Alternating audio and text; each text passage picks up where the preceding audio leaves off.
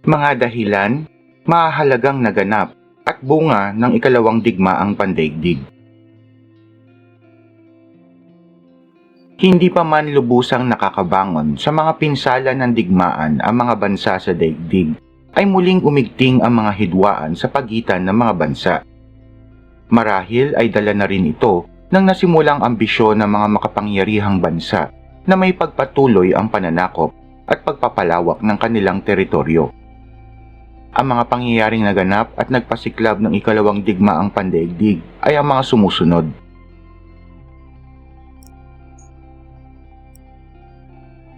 Ang paglusob ng Japan sa Manchuria. Noong September 1931 ay nilusob ng Japan ang lungsod ng Manchuria. Ito ay mariin na kinundina ng League of Nations at agad na itiniwalag ang Japan sa liga. Ang pag-alis ng Germany sa Liga ng mga Bansa. Ang Germany ay tumiwalag sa liga noong 1933 sapagkat ayon sa mga Aleman, ang pag-alis at pagbabawal ng liga sa pagsasandata ng Germany ay isang paraan ng pag-alis ng karapatang mag-armas. Matapos tumiwalag ay pinasimula ni Adolf Hitler, ang leader ng Nazi, ang muling pagtatatag ng sandatahang lakas ng Germany. Layunin ni Hitler na labagin ang kasunduan sa Versailles na naglagay sa Germany sa isang kahiyahiyang kondisyon. Upang makabangon sa pagkatalo sa unang digmaang pandaigdig, ay pinagplanuhang mabuti ni Hitler ang muling pananakop. Ang pagsakop ng Italy sa Ethiopia. Sa pamumuno ni Benito Mussolini, ay sinakop ng Italy ang Ethiopia noong 1935. Ito ay tuwirang paglabas sa kasunduan ng Liga ng mga Bansa. Ang digmaang sibil sa Espanya. Nagsimula ang digmaang sibil sa Espanya noong 1936 sa pagitan ng dalawang panig, ang Pasistang Nationalist Front at ang Sosyalistang Popular Army. Nanalo ang mga nasyonalista, ngunit marami ang nadamay sa digmaang sibil ng Espanya dahil sa pakikialam ng ibang bansa.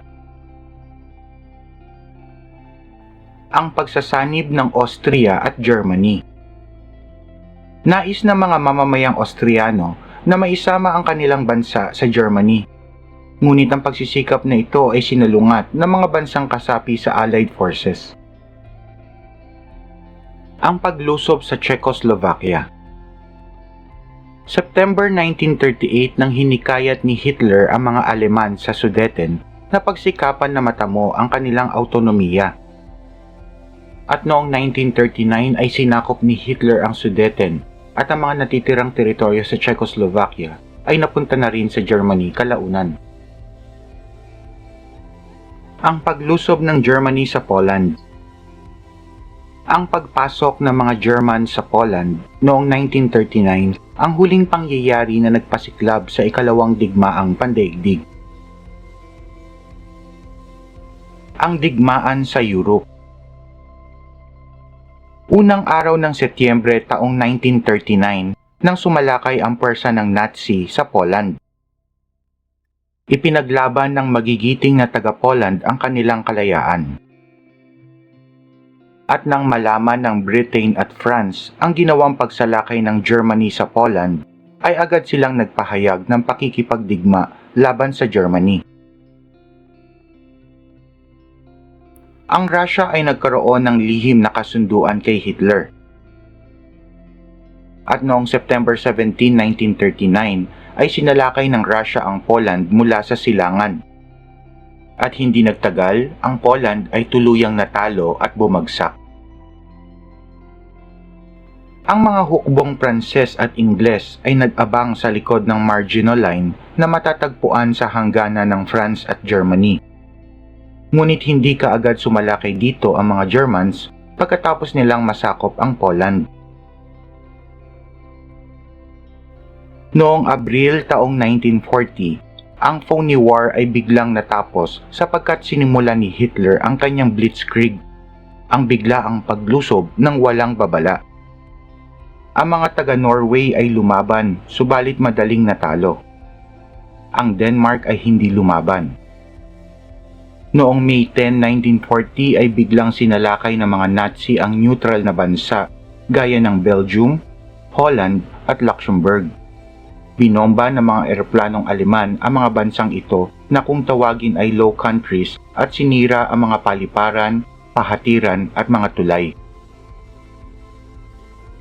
Ang British Expansionary Forces, kasama ang hukbong Pranses at Belgium, ay napilitang umurong sa tabing dagat ng Dunkirk.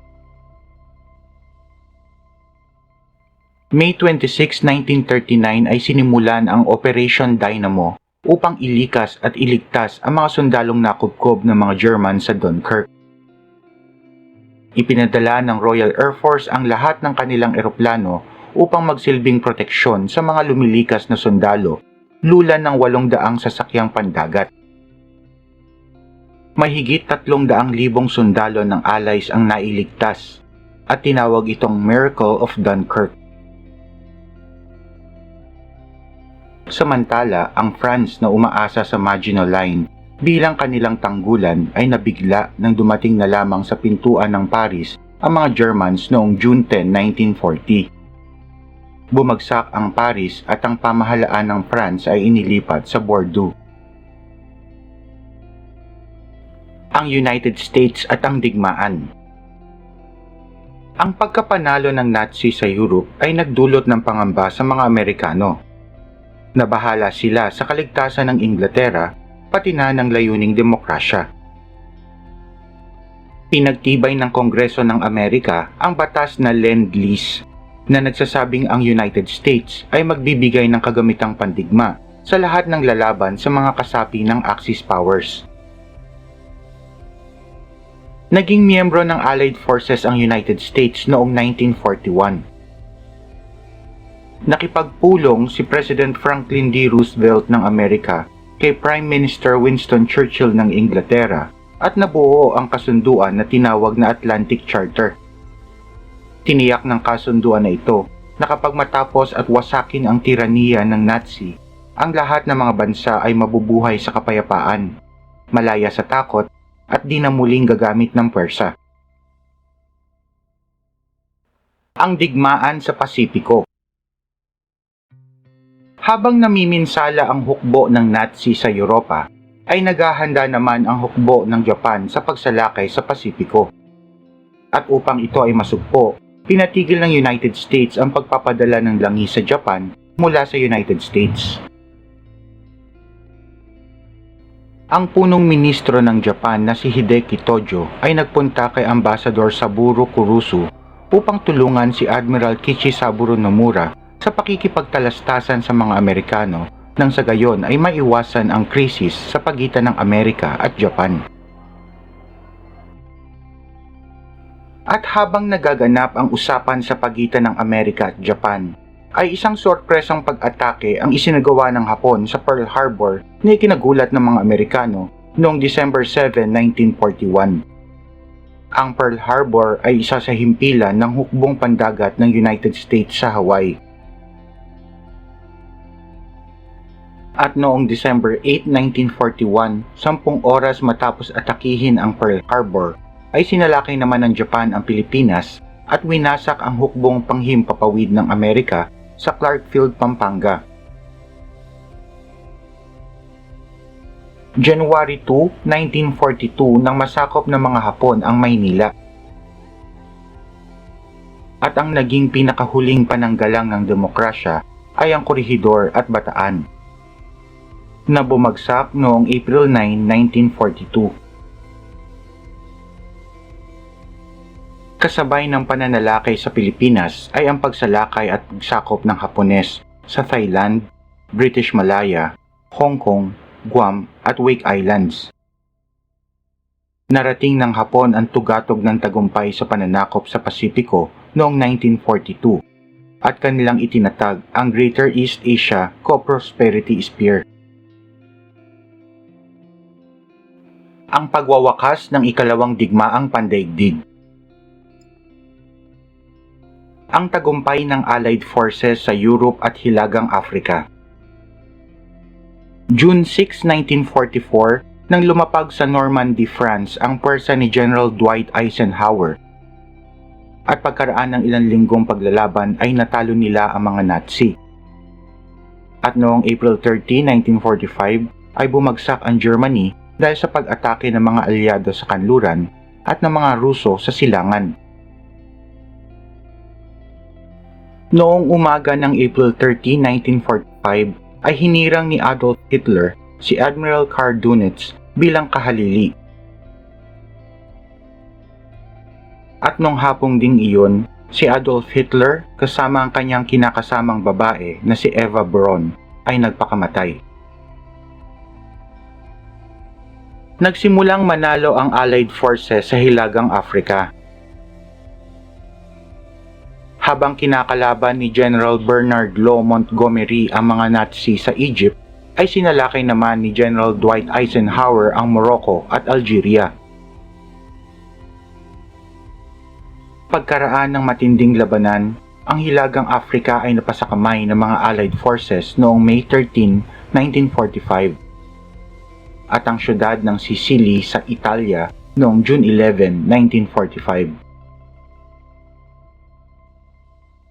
Ang pagkatalo ng mga hukbong Italyano sa Hilagang Afrika at Sicily ay nauwi sa pagkahuli kay Benito Mussolini at ang pagsuko ng Italy noong September 3, 1945.